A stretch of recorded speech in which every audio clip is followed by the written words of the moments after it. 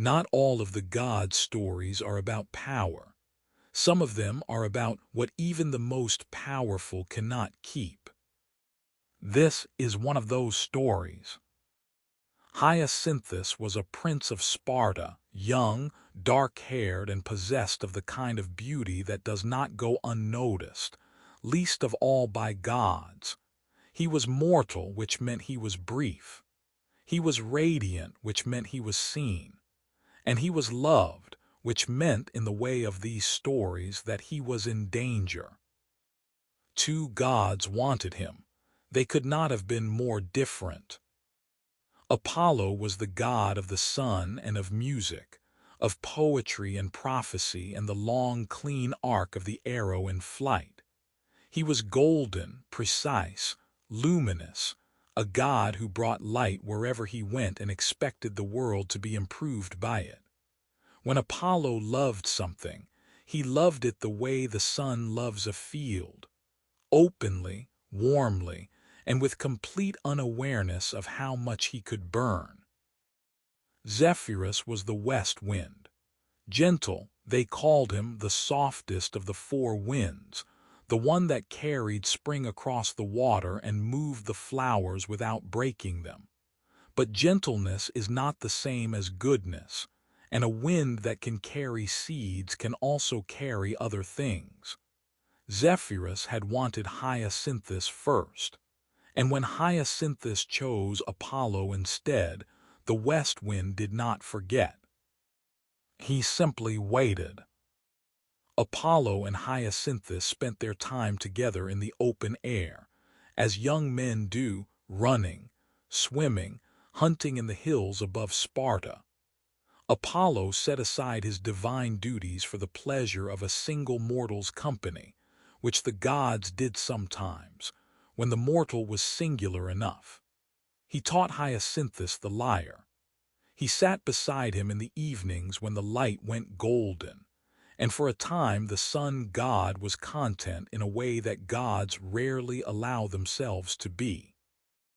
One afternoon they were throwing the discus, a heavy bronze disc, hurled as far and as high as the arm could manage. Apollo threw first. The discus rose in a long arc against the blue sky, trailing the particular silence of something perfectly thrown. Hyacinthus ran to catch it. What happened next has two versions, and both are true in the way that myths are true not as record, but as meaning. In one version, the discus struck a rock and bounced back.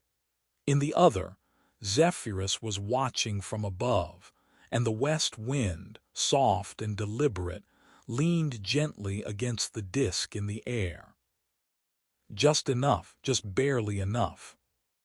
The discus struck Hyacinthus on the head. He fell in the grass on the bank of the Eurotas River, in the full warmth of a summer afternoon, and he did not get up. Apollo was beside him before he had finished falling. That is not a figure of speech. The sun god moved at the speed of light when he needed to, and he needed to now. He knelt in the grass and he held the boy and he tried everything he knew. Apollo was also the god of healing.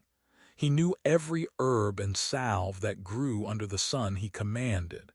He spoke incantations. He pressed his hands against the wound. He bargained with the fates in the silence of his own mind, which is something even gods do when they are desperate enough. It made no difference. Hyacinthus died in Apollo's arms on a warm afternoon in Sparta, with the river moving nearby, and the sky still perfectly blue above them. The grief of a god is not a small thing. Apollo did not weep in any ordinary sense. His mourning expressed itself the way all divine emotion does. It changed the world. He refused to let Hades take the boy entirely. He could not bring him back, but he could do the next thing, the smaller and more permanent thing. From the blood of Hyacinthus where it had fallen on the grass, Apollo called forth a flower, dark purple, nearly violet, the color of a bruise or a dusk or the space between grief and acceptance. On its petals, some say, the letters AI were marked the Greek cry of lament, inscribed by a god who had no other place to put what he felt. The flower was named for the boy, Hyacinth. It blooms in spring, which is when Zephyrus blows, which means the wind that caused the death is also the wind that opens the flower each year. That is not irony. That is myth, which understands that the things that hurt us and the things that bring beauty back are often the same things, arriving in the same season. Apollo never took another companion like Hyacinthus. He carried the grief the way he carries light, everywhere, at all times, without putting it down. Zephyrus continued to blow, as winds do, gentle and constant and unrepentant. And every spring the hyacinth opens. It does not explain itself. It does not ask to be forgiven. It only blooms purple in the morning light, fragrant in the way that things are fragrant when they are brief, and stays only as long as the season allows. Which is, if you think about it, exactly as long as Hyacinthus himself lasted. Some things cannot be undone. They can only be remembered. And sometimes, if the God who loved you is powerful enough, the remembering takes root in the earth and comes back every year without being asked to. That is not consolation, but it is something. It is the thing Apollo could offer, and he offered it with the only permanence he had left. Look at a hyacinth in early spring, that deep, insistent purple, that scent that arrives before you expect it. That is not just a flower.